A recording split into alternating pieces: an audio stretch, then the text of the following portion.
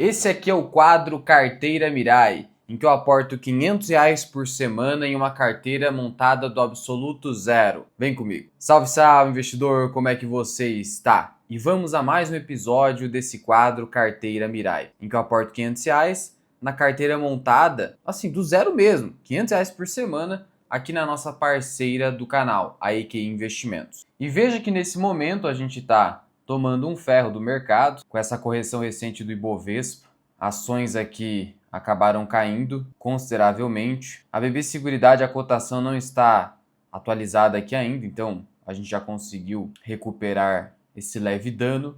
Mas o maior dano foi Suzano, que chegamos a apresentar um retorno expressivo em pouco tempo e agora virou para uma queda forte. E basicamente foi o último resultado, que não foi muito satisfatório, mas também não foi nada muito preocupante, basicamente ciclo, e o dólar despencando, o combo Suzano, Klabin, VEG e até Vale acabam caindo. Petrobras se safa disso porque o petróleo está nas alturas. O Banco ABC é a correção do mercado mesmo, a ASA e a Allied, basicamente o varejo se dando muito mal, então basicamente a gente acabou sendo prejudicado aqui por ter exposição a algumas ações do varejo e por conta de ações que sofrem com o câmbio. Tudo isso aconteceu ao mesmo tempo, prejudicando a performance. Só que a gente tem concentrado os aportes em BB Seguridade e sobre ela a gente vai tratar aqui com mais detalhes. Inicialmente, veja que, como eu falei, a gente está tendo uma correção do mercado. Quando você pega aqui o topo do Ibovespa até agora, uma queda acumulada de 6%, o grande fator é a correção advinda de vendas massivas pelo estrangeiro. Até o pregão do dia 30, a gente pôde notar uma saída sucessiva de capital estrangeiro. Então aqui, no dia 22, teve uma saída de quase 460 milhões, 917 milhões, 1,5 bi, 423 milhões, 1,3 bi, quase 2 bilhões e aqui também quase 2 bilhões. Então isso acabou gerando essa queda, que não é tão expressiva assim, poderia ser pior, só não é por conta da Petrobras, que continuou subindo no período. O dólar, como eu falei, abaixo dos R$ 5 e sustentando abaixo dos R$ 5. Inclusive, nesse momento, caindo 1,35, justificando queda de Suzano, Klabin e o combo, que eu já falei. Então veja que o câmbio é absolutamente imprevisível. Ao final de 2024, o novo normal seria acima dos 6. Agora, parece que o novo normal é abaixo de R$ 5. Não tente prever o câmbio. E algo que você precisa saber é o seguinte: ao investir no exterior ou ao se expor a ativos dolarizados, você está adicionando mais uma camada de risco para sua carteira, em benefício da diversificação geográfica, que é o risco cambial. Quando você investe apenas em ativos brasileiros, especialmente aqueles que não são prejudicados ou beneficiados sobremaneira com o dólar, por exemplo, uma ação de serviço público, você só está sujeito ao risco da moeda brasileira, a inflação brasileira especialmente, e as taxas de juros. Agora, o risco da taxa cambial, de você perder dinheiro simplesmente porque a moeda se desvalorizou, isso está quando você investe no exterior, ou até mesmo em empresas como Suzano e Klabin. Isso é importantíssimo de ser ressaltado, porque não existe nenhuma garantia de que o dólar vá subir mais do que o real em janelas de tempo muito longas também. No longo prazo, o dólar foi para cima, mas quem pode adivinhar? Se há uma coisa que você não tem que tentar adivinhar é inflação, juro e câmbio. Esquece. Alô, não quero me submeter a risco cambial, então você evita esse tipo de investimento. Seja empresas bem atreladas ao dólar, seja empresas diretamente no exterior. Agora, você que, não, mas espera aí, o dólar a longo prazo certamente vai vencer o real. Então você teria uma janela de oportunidade, aparentemente. Vai depender do que você acredita, meu amigo. Não existe resposta definitiva para isso. O Bitcoin, por sua vez, começou a se recuperar após toda essa queda, mas ainda a queda em reais é alta, 16,67%, e a queda em dólares é de apenas 6,65%. De novo, o risco cambial gerando uma queda ainda superior para quem ganha e gasta em reais. O petróleo Brent, muito embora esteja caindo hoje, negocia ainda acima dos $110 e sem perspectiva clara de uma redução substancial dos preços. Empresas petrolíferas se beneficiando muito, contudo o resto da economia sofrendo por conta da inflação. Não à toa que teve uma revisão das projeções que o mercado faz a respeito de dados macroeconômicos. Então, quando você pega aqui indicadores, olha só a diferença de IPCA. Há 4 semanas, o mercado estava pensando em 4,36% no fechamento de 2026. abaixo do teto da meta de inflação de 4,5%. E vamos combinar que essa meta de 3% parece inalcançável. Parece inalcançável. Nem sei por que existe essa meta. 3% no Brasil, até nos Estados Unidos, é uma meta difícil de ser alcançada. Imagina no Brasil. Enfim, novamente, seja por fator geopolítico ou não conseguiremos alcançar essa meta. E a verdade é que agora a gente pode esperar o quê? Uma inflação encaminhando para 5% no fechamento de 2026. E por conta disso, o Copom já deixou claro, olha, a gente vai com calma no corte da Selic. E não à toa que o mercado está esperando o fechamento de Selic a 13 e talvez vá acima disso. A gente não sabe o que vai acontecer com os preços da economia brasileira. Talvez fique em 14, 13,5. O sonho de uma Selic um pouco mais comedida acabou, ainda que por conta de um risco geopolítico. E o câmbio, o mercado está esperando um pouco acima de 5. Não bastasse isso, o mercado está esperando um crescimento da economia brasileira em 2027 abaixo do que se pensava. Seria um crescimento de 1,8, agora vai ser de 1,75. Veja como a economia brasileira está crescendo muito, mas muito abaixo da inflação, medida pelo IPCA, isso é bem negativo. Enfim, seguindo aqui para algumas empresas da carteira, tem a PetroRio, que acabou subindo muito. Olha só essa subida dos últimos 12 meses. 93%. Hoje está caindo basicamente em conjunto com o petróleo, mas isso não é nada após uma alta apenas em 2026 de 63,7%. A empresa acabou de publicar os seus dados operacionais referentes a abril de 2026. Ela deve reportar o seu resultado na data de gravação desse vídeo, 5 de maio. E esses dados reforçam o seguinte: o recorde de produção que a gente está experimentando na economia brasileira em termos de petróleo no ano de 2026. Isso a gente até extrai do último relatório de produção e vendas da Petrobras. Fiz um vídeo dedicado a isso. E você vai notar o seguinte: em janeiro produzimos 155 mil barris dia, depois 148 mil, 161 mil e finalmente 173 mil em abril. Então você tem um cenário muito positivo para essas empresas. Produzindo mais e vendendo mais com preços mais elevados. A tempestade perfeita ao inverso. É isso que está acontecendo com essas empresas. Lembrando que, por mais que PetroRio não pague nada de dividendos, isso já ficou evidenciado no último resultado trimestral, referente ao quarto trimestre de 2025, que a empresa tem a pretensão de pagar dividendos, especialmente porque, aparentemente, não há mais nenhuma oportunidade de aquisição nesse momento. E a alavancagem financeira da empresa também já chegou ali no nível que é melhor não fazer nenhum tipo de aquisição alavancada.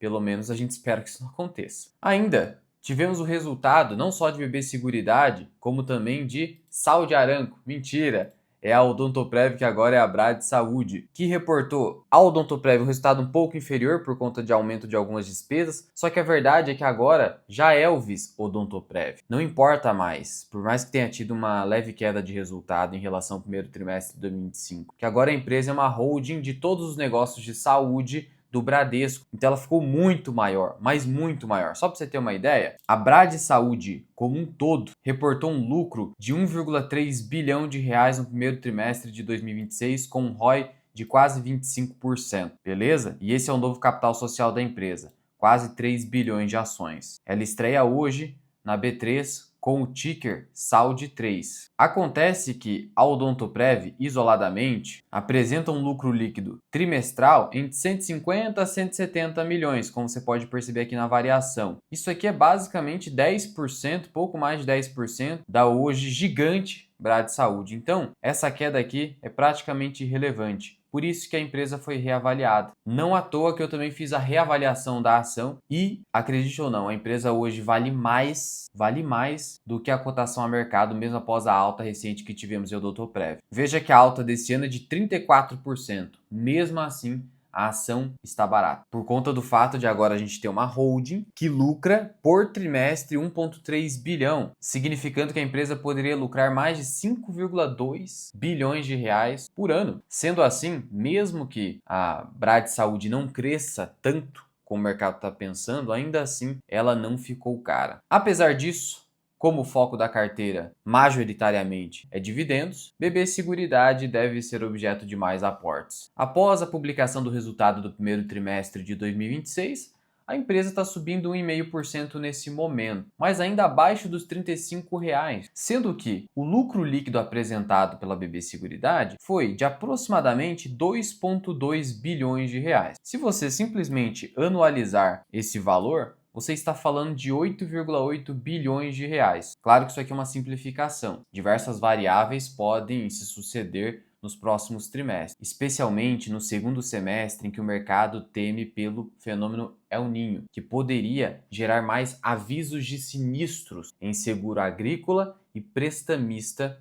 ou especialmente no agrícola, em face da BB Seguridade. Na sua vertical de negócios, Brasil segue. E aí, a sinistralidade aumentando, você teria um menor resultado advindo de subscrições, que é você pegar o prêmio ganho que a empresa teve, né? Ela emitiu o prêmio, reteve esse prêmio e depois tem as despesas, são o cuja aquisição desse prêmio e os sinistros. E aí o resultado líquido da subscrição seria inferior. E aí, no final das contas, você teria um resultado mais fraco na Brasil segue, afetando negativamente o resultado total da holding, que é a BB Seguridade. Mas, ainda assim, se alcançasse esse número de 8,8 bilhões, que está um pouquinho otimista, porque tem esse risco que a gente elencou e também a taxa Selic vai cair, o que vai afetar negativamente o resultado financeiro da BB Seguridade, que tem sustentado o resultado da companhia. Mas se isso acontecer, a gente está falando de uma empresa que tem um valor de mercado aproximado de 66,6 bilhões de reais, de tal modo que teríamos um índice preço-lucro de 7,56. É extremamente baixo. Se você comparar com Caixa Seguridade a 12 vezes lucro, baixo.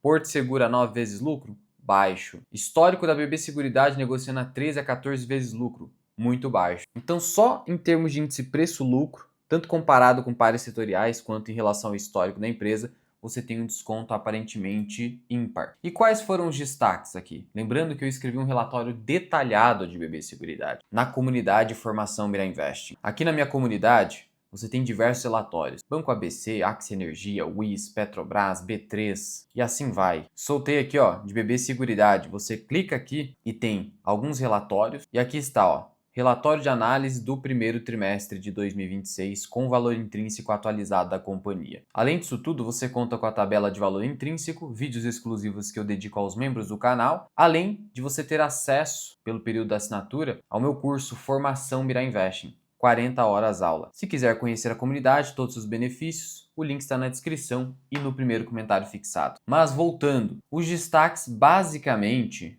foram os seguintes: resultado financeiro, resultado financeiro, resultado financeiro. E aí na Brasil segue, você teve basicamente estabilidade do prêmio retido, não é o prêmio emitido.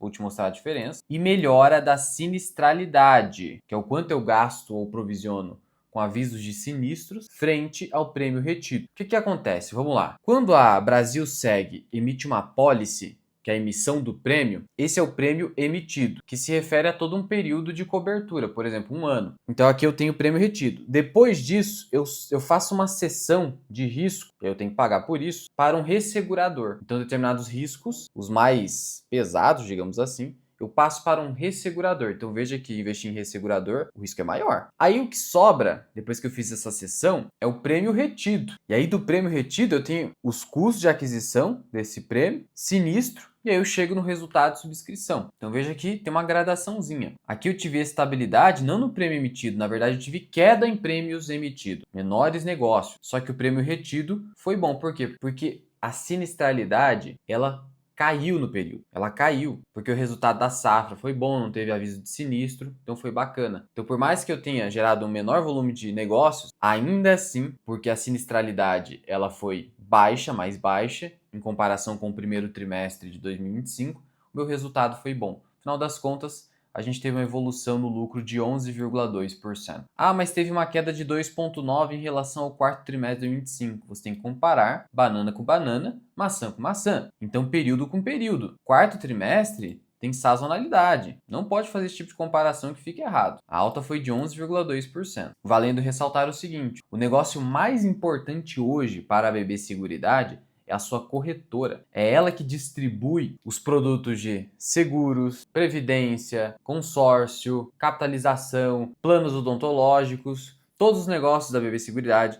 Tudo isso é distribuído pela corretora, que recebe comissões por isso. E remunera o Banco do Brasil, naquele contrato que vence em 2033, por utilizar a estrutura do banco. Então tem todo esse modelo estruturado. É o negócio mais importante. Olha só o resultado aqui no primeiro TRI de 26. Foi responsável por 39,4% do resultado da holding. E aí o negócio de seguros é 37%, já foi mais. Mas fica esse equilíbrio aqui, 40-40, na corretora e na Brasilseg. Depois vem o negócio de previdência, que bateu 18%, e os negócios menores aqui, de título de capitalização e Brasil Dental, que são quase irrelevantes. Totalizam aí no máximo 5%, tá? Então são negócios mais irrelevantes, de tal modo que mesmo que você tenha um bom crescimento neles, não vai afetar tão positivamente o resultado total, assim como se tiver um decréscimo dos resultados, também não vai afetar tanto o resultado total da companhia. Os mais importantes são esses três. E o resultado financeiro, que foi muito positivo, beneficiando a companhia, você teve uma alta de 58,5% no resultado financeiro. É muito mais dinheiro. São mais de 200 milhões de reais de contribuição em apenas um trimestre. A gente está falando de um resultado financeiro total líquido de 507 milhões, só que você teve uma alta de 58%. Num ano, isso aqui bate quase 1 bilhão de reais a mais no bolso da BB Seguridade e dos seus acionistas, porque a empresa distribui quase tudo na forma de dividendos. Dividendo mesmo, não juros sobre capital próprio, que é positivo. Mas qual que é o risco de essa alta dependência ao resultado financeiro se perpetuar, pelo menos aí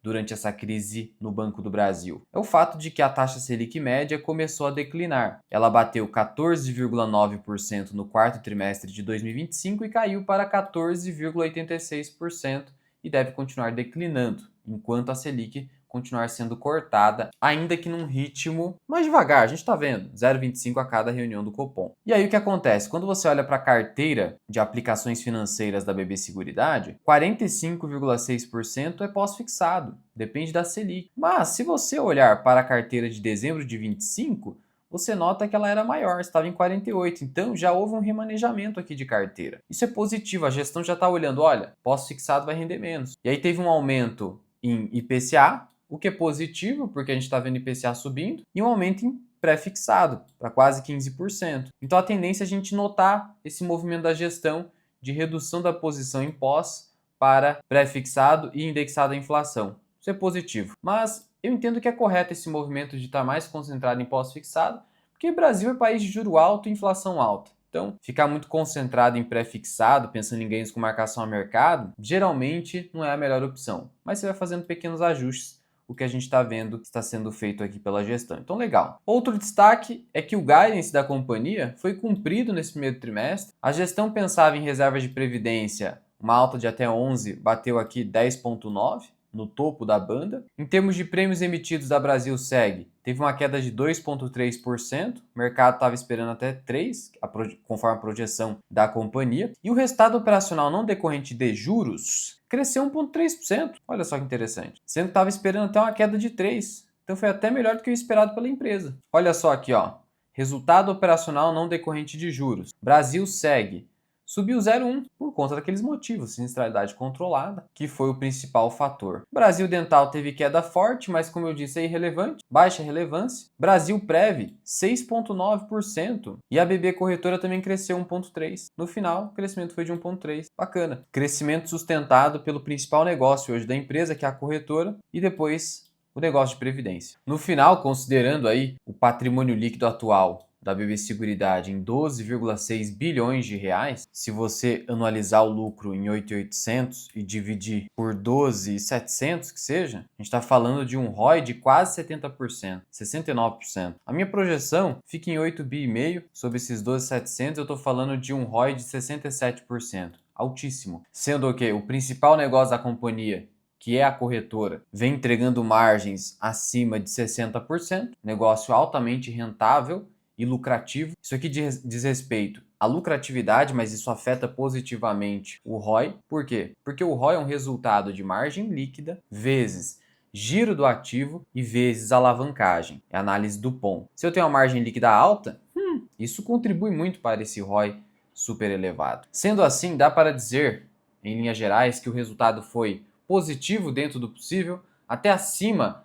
das projeções da empresa. Sim, alta contribuição do resultado financeiro é um risco. Temos o risco climático e a emissão de prêmios declinando por conta do menor volume de negócios do Banco do Brasil. Mas são riscos que parecem já estar no preço, razão pela qual o nosso aporte será direcionado a BB Seguridade. Vamos então aqui ao Home Broker, na EQI, que é parceira aqui do canal. Temos ali, ó, R$ 507 que a gente envia semanalmente para a corretora. Vamos aqui em BB Seguridade, vamos clicar aqui em negociar, compra, BBSE 3F. Já passamos de 100 ações, inclusive, e vamos comprar mais 14 ações para ficar dentro do saldo aqui. Vou comprar então, mesmo a R$ 34,40, estando um pouco abaixo do nosso preço médio, então tá ótimo.